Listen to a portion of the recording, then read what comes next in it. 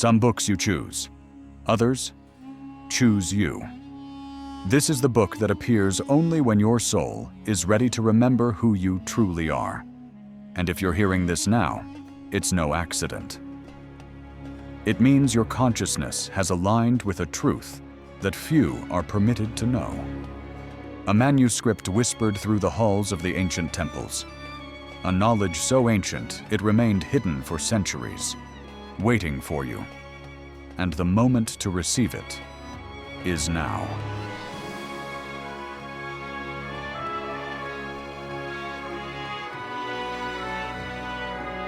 Preserved in the forgotten pages of a 5th century manuscript collector named Stobaeus, the Kore Kosmou carries words written more than 1,600 years ago. But that echo from a tradition far older, whispered in the temples of Egypt over 3 millennia ago.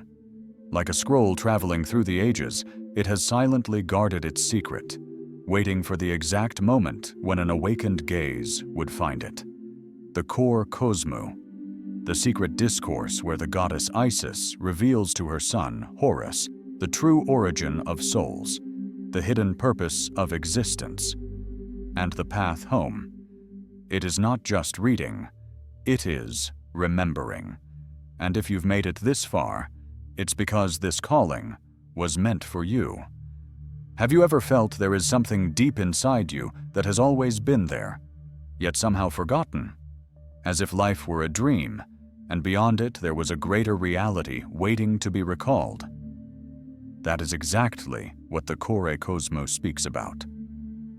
This text is unlike other ancient writings. It doesn't begin with formulas, commandments, or dogmas. It begins with an intimate revelation.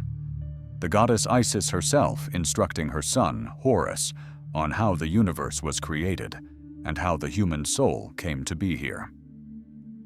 Imagine your soul as a traveler who departed from a perfect land, crossed 7 gates of light, and at each passage received both a gift and a burden. Upon arriving here, that traveler forgot who they were and began to believe this foreign land was their true home. The Kore Kosmou reveals this passage. The Lord of all things commanded Hermes Trismegistus, the thrice great, to be the messenger of truth to mortals, that he might teach them of the soul's immortality and the way back to the gods. This is why the Kore Kosmou is considered part of the Hermetic tradition, even though it does not bear Hermes' name. He is not the author, but the living legacy of its mission. Here it is Isis speaking to Horus, explaining what Hermes brought into the world, the Hermetic laws. The law of mentalism, declaring that everything is born from the divine mind, resounds in the first words of creation. The law of correspondence appears in the teaching that man is the image of the cosmos. And the law of cause and effect is present in the warning that every action draws the soul closer to, or further from, its return to origin. These words were not written for everyone. They are like a hidden map at the back of a temple, given only to initiates, for the exact moment they were ready to see. And if you're hearing them now, perhaps your time has come. But in descending to the physical plane, the soul plunged into the illusion of separation, forgetting its origin. And this is where the Kore Kosmou becomes dangerous for those who aren't ready. Because once you begin to remember, there is no going back to ignorance.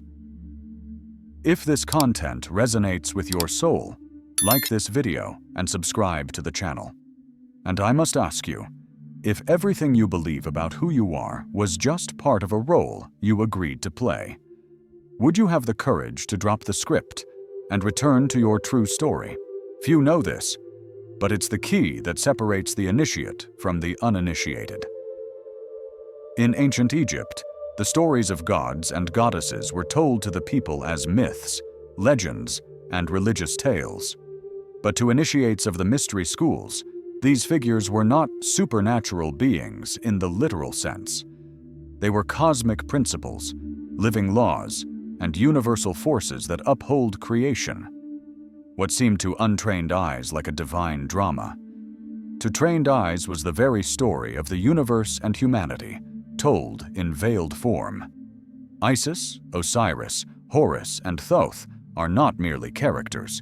They are symbolic representations of the universal mind, of order, of awakened consciousness, and of eternal wisdom. Helena Blavatsky, in Isis Unveiled, recorded this clearly. The gods of antiquity were not poetic fictions, but living personifications of the forces and powers of nature. Each myth contained a hidden truth known only to the initiated. To understand this is to tear away the veil. It means realizing that the narratives are not about external deities, but about internal and cosmic processes, the soul's journey, the laws that govern worlds, the descent and return to the All. And that is why, in the core Cosmou, when Isis speaks to Horus, she is not merely a divine mother instructing her son. She is cosmic intelligence, instructing awakened consciousness about its origin and destiny. Isis begins by speaking of the time when nothing we know existed, as in this passage. Before there was earth or sky, the One existed, and from his own essence emanated mind, and from mind, the universal soul that embraces all living things. Here is the law of mentalism. Everything begins in the divine mind, and matter is but its visible manifestation. She continues, "The mind shaped the cosmos according to the model of that which is eternal, and in it sowed all life, both divine and mortal." This reflects the law of correspondence. What is above, the eternal model, is reflected below, the physical world. From mind came order, from order, life, and from life, the human soul. But each soul, in leaving the heights, passed through the celestial spheres, receiving virtues and passions, as recorded in this passage. As it passes through each heaven, the soul receives a virtue and a passion, and in the end, it arrives on earth clothed in the colors of every star. Like drops of ink in water, each passage tinged the original purity with the colors of desire, fear, and forgetfulness. And here the story touches a wound you may know well, the constant search for something, yet never knowing exactly what. The emptiness no achievement seems to fill. The goddess reveals this restlessness is not a flaw. She describes it as, "It is the breath of the divine home that blows within the heart of man, reminding him of his true homeland. This is the echo of your real home, calling you back." Hermes Trismegistus, the messenger of the gods, the divine scribe, was sent to teach humanity how to purify the mind and heart, so they could ascend again. Here enters the law of correspondence, as above, so below. Every inner change is a step back toward the heights, but Isis warns, the path of return is arduous, and few are those who, having tasted forgetfulness, remember again. This echoes the law of cause and effect. Each choice brings the soul nearer to or further from its origin. This path requires courage, because it means abandoning not only comforting illusions, but also the lies you've told yourself just to survive here. And I ask you, how many times have you felt you do not belong to this place? And how many times have you tried to silence that feeling, as if it were just imagination? What if that feeling were, in fact, the most important memory of your life? At the end of the discourse, Isis does not speak as a distant goddess, but as one who looks into your eyes and hands you a key that can change everything. She warns, "Keep these words in the silence of your heart, and reveal them to no one who is unprepared, lest they fall into unworthy hands and become cause for their ruin and for yours." Here we see the law of cause and effect. Knowledge is like a seed. If planted in fertile soil, it blooms. If cast into unfit ground, it rots and corrupts its surroundings. How many times have you tried to share something profound with someone who didn't understand and saw that knowledge ridiculed or twisted? This is exactly what Isis speaks of. She continues, For the soul that knows the way and abandons it is punished more severely than the one who never knew it. This answers one of the seeker's most painful questions. Why, after I began to awaken, do the tests and trials seem to increase? In Hermeticism, this is explained by the law of rhythm. Every rise in consciousness is followed by a swing that tests whether you can truly hold that vibration.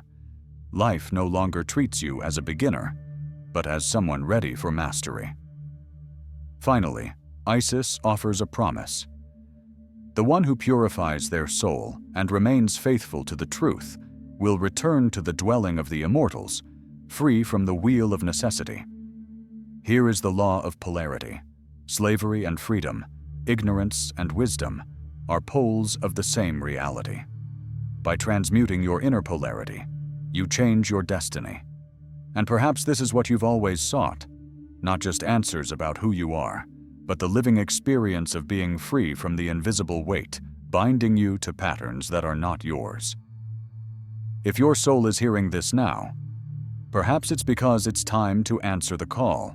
Isis closes her discourse saying, "The one who purifies their soul and remains faithful to the truth will return to the dwelling of the immortals, free from the wheel of necessity." In the Corpus Hermeticum, Hermes Trismegistus echoes the same promise. He who knows himself knows the all, and he who knows the all becomes one with it. And as the Kybalion reminds us, the one who grasps the truth of the mental nature of the universe is well advanced on the path to mastery. These words are not distant poetry. They are the map for the return. The way back home is not made with physical steps, but with every decision that aligns your thought, feeling, and action with the divine mind. It is time to recognize the call. If this message touched something deep within you, act on it now. Like this video and subscribe to the channel so the algorithm learns to bring you more content like this. This is you, co-creating your own digital reality. Share this video with someone who might be ready to remember who they are and be the cause of another soul's awakening. Comment below, "I recognize." This will be your decree that you have heard and accepted the call. And to continue your journey, dive into the ebook and audiobook, The Key to Prosperity. Transform your financial life with the Hermetic laws, both prepared to help you apply the Hermetic laws in practice and watch your reality transform. Now the choice stands before you. Continue wandering in the wheel of necessity, or take the next step to unite once again with the all. Watch the video in the card, now appearing on your screen. It holds a revelation you can only receive after this one. Until our next initiatic meeting on the path of Hermetic wisdom.